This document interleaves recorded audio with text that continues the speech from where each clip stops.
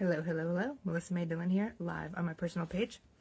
And yes, we are wearing a hat because my hair is already insane.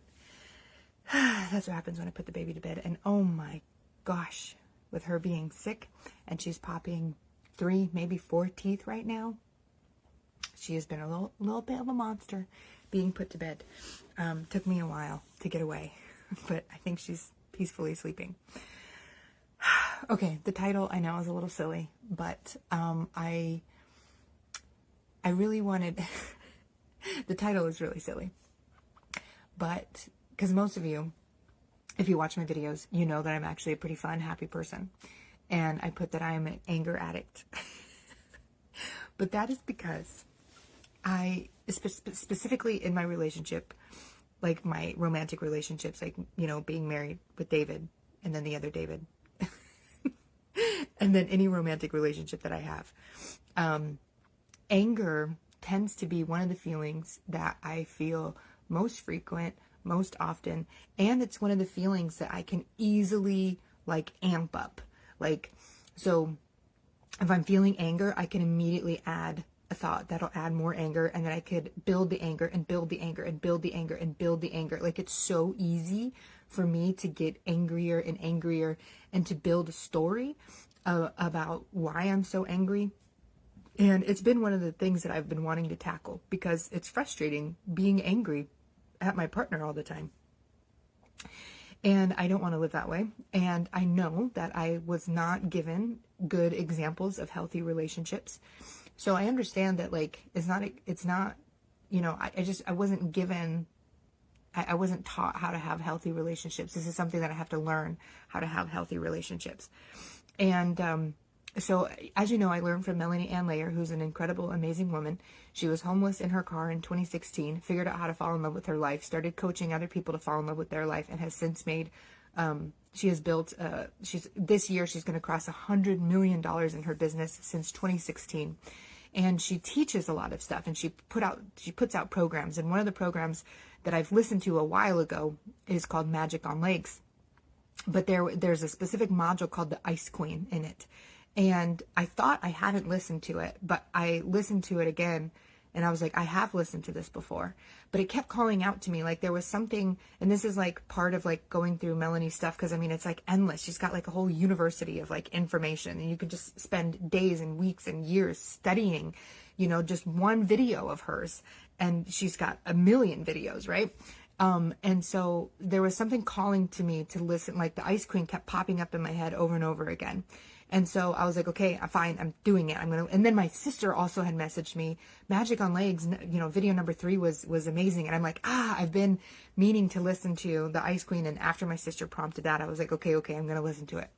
So, what I'm getting from like the Ice Queen module is she's talking about how it's like, we are the main character of our life, right? Like we are the main star, the main character of our life. But sometimes we get this like perception, like we forget that other people are also the main characters of their own life.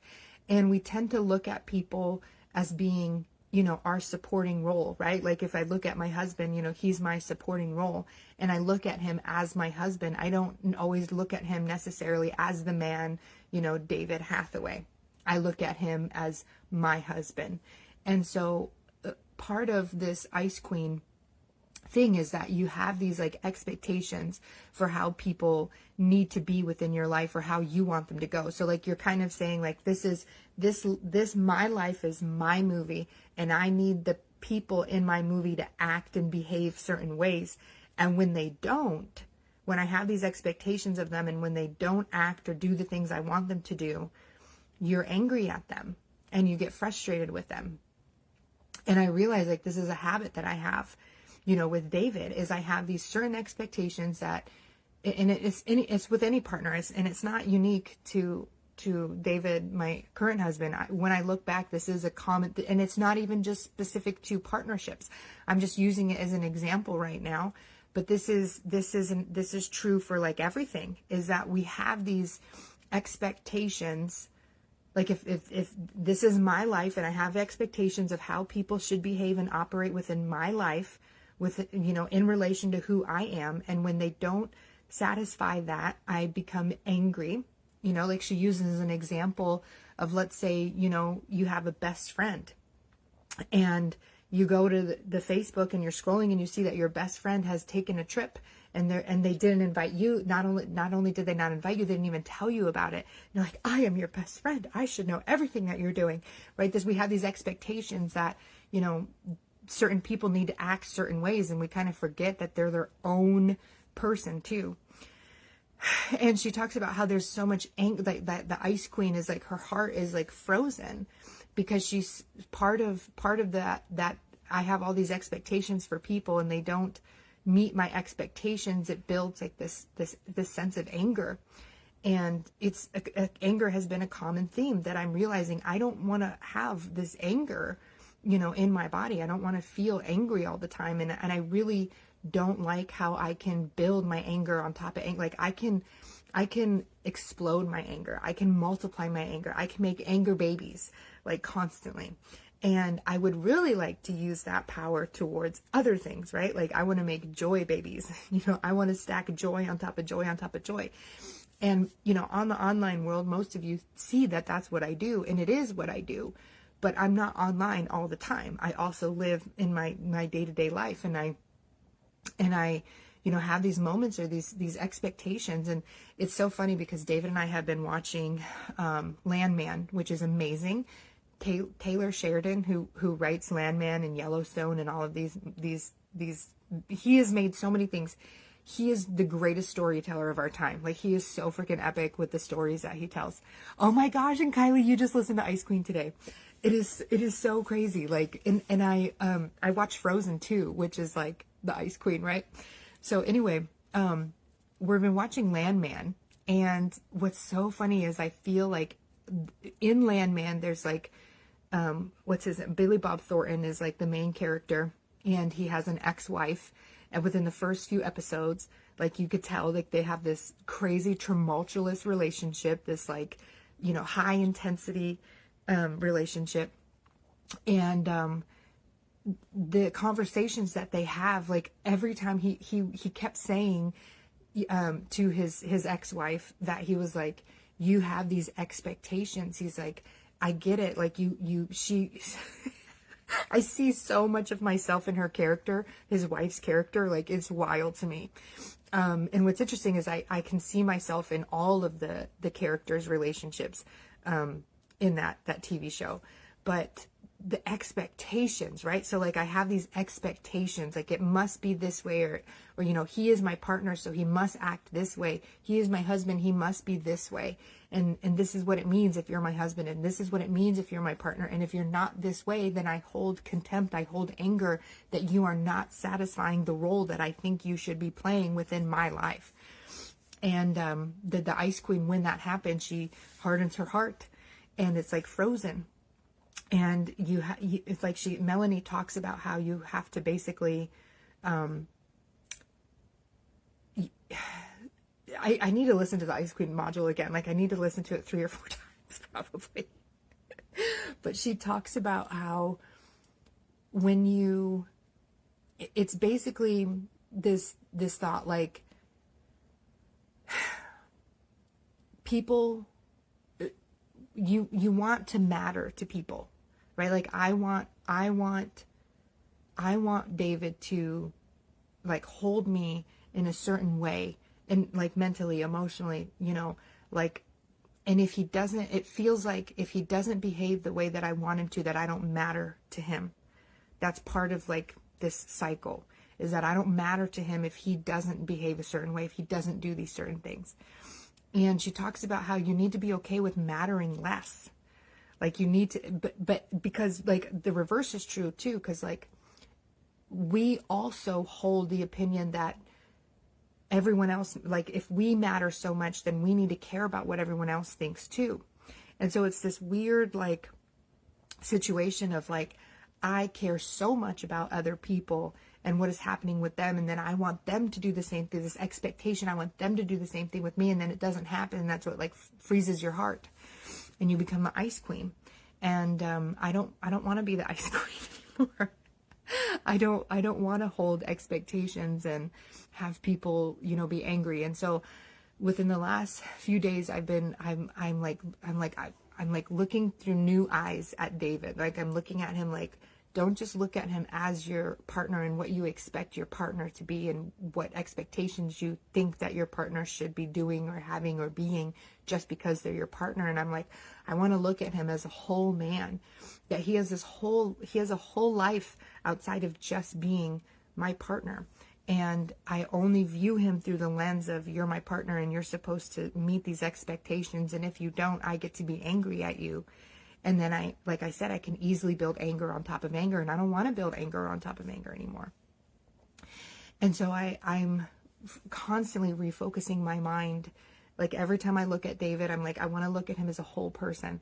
And what's so funny the other day is he was cleaning out the garage and he left a stack of photo albums that he had found. And they're all of him as like a little kid. And I was just going through these and I'm like, oh my gosh, like he's lived a whole life. He's lived a whole life before me. He's this whole human being.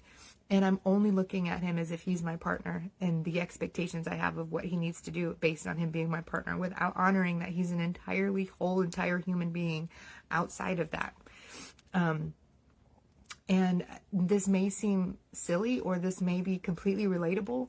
I don't know, but I know that for me, I have to talk about these things in order to process through these things, in order for me to learn, in order for me to grow. And I hope that this is a benefit to you, that somehow this resonates, that somehow this helps you too.